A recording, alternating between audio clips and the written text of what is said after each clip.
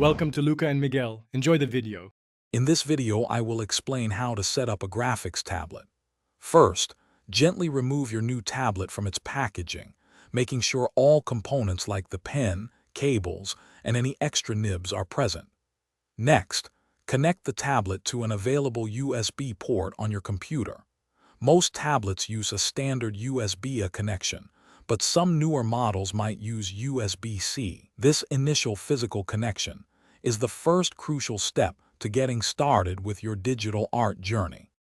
Once your tablet is physically connected, the next vital step is installing the correct drivers. Visit your tablet manufacturer's official website and locate the support section for your specific model. Download the latest driver software, which is typically a file of about 50 to 100 megabytes.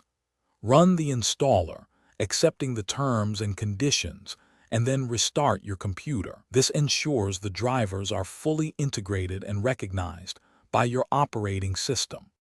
With the drivers installed, it's time to personalize your tablet.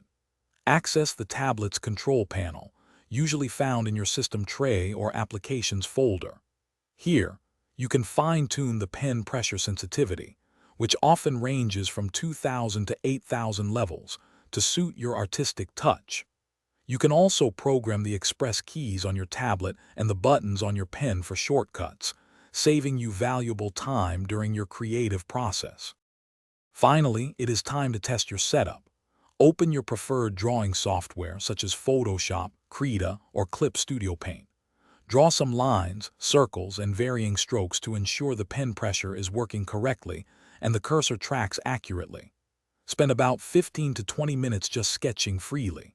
Regular practice, even for just 10 minutes a day, will help you quickly adapt to the feel of drawing directly on your tablet's surface. Thanks for watching and please subscribe. It's the best investment you'll ever make.